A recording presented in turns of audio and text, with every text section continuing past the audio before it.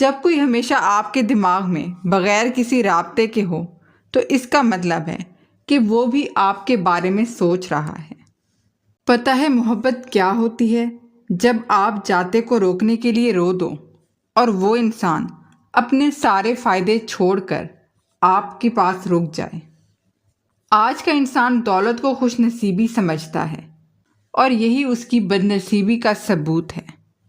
مجھے کوئی پرواہ نہیں دشمنوں کی، بس مجھے نفرت ہے ان لوگوں سے جو دوستی کے لباس میں منافق ہیں۔ بعض لوگ مسکرانا بھول جاتے ہیں، یہاں تک کہ ان کے ہونٹوں کے گرد لاف لائنز بھی غائب ہو جاتی ہیں۔ پھر اگر کبھی وہ ذرا بھی مسکرا دیں تو لگتا ہے کہ ان کی گردن پر کوئی اجنبی چہرہ آ ٹھہرا ہے، ایسا اجنبی جس سے آپ شناسا بھی ہوں اور وہ آپ کو اچھا بھی لگ جائے۔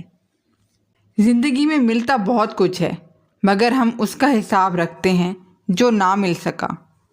تکلیف دہ ہوتا ہے جب آپ کو کسی کی طلب ہو لیکن وہ مصروف ہو، یا پھر کوئی آپ سے اس وقت گفتگو کرے جب اسے کوئی اور گفتگو کے لیے میسر نہ ہو۔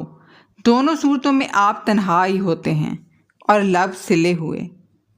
کبھی کبھی ایسا کیوں ہوتا ہے کہ ہم دل کھول کر ڈھیر ساری باتیں کرنا چاہتے ہیں اور لفظ ہم سے روٹھ جاتے ہیں۔ ہم ایسے بے بس ہو جاتے ہیں کہ کچھ کہہ ہی نہیں پاتے۔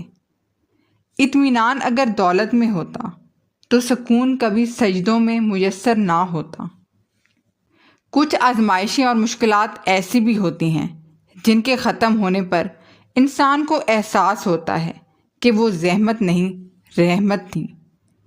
اس سے زیادہ ایک انسان کے ساتھ تم کیا برا کر سکتے ہو کہ وہ تمہاری وجہ سے ہنسنا بھول جائے اور ہر دعا میں اپنے لیے موت مانگے۔ دیکھ کر سوچتا ہوں قبروں کو، لوگ مر کر یہاں آتے ہیں، وہ جو مرتے ہیں سرد لہجوں میں، ایسے انسان کہاں پہ جاتے ہیں؟ اکثر جس شخص سے آپ کو امید ہوتی ہے کہ سہارا دے گا، وہی شخص آپ کی بنیادیں ہلا دیتا ہے۔ یقین کرو جو اللہ کا ہو جاتا ہے، اللہ اس کا ہو جاتا ہے۔ بدلتی چیزیں ہمیشہ اچھی لگتی ہیں، پر بدلتے ہوئے چہرے کبھی اچھے نہیں لگتے۔ ان کی خاموشی سے ڈرو جن کا آپ نے دل دکھایا ہے، کیونکہ اگر انہوں نے کچھ کہا نہیں یا کیا نہیں تو بدلے میں اللہ ضرور کرے گا۔ کبھی کبھی مرنے کے لیے زہر کی ضرورت نہیں پڑتی، حساس انسانوں کو تو رویے ہی مار دیتے ہیں، اور یہ موت بڑی اذیت ناک موت ہوتی ہے۔ رشتوں کا اصل مزہ مخلصی میں ہے۔ بناوٹی اور منافقت سے بھرپور رشتے سوائے ضلالت کے سوا اور کچھ نہیں۔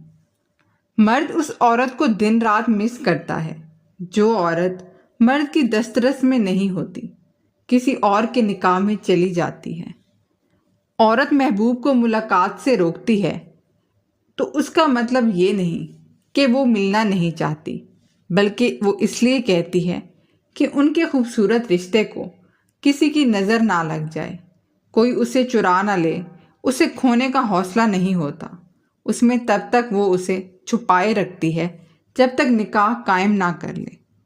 عورت کی دو حرکتوں سے مرد تڑپ جاتا ہے جو کہ عورت کو خود پتہ نہیں ہوتی۔ نمبر 1، عورت کی خاموشی۔ نمبر 2، عورت کا نظر انداز کرنا۔ یہ دونوں کرنے سے مرد تڑپ جاتا ہے جو کہ عورت کو خود پتہ نہیں ہوتا۔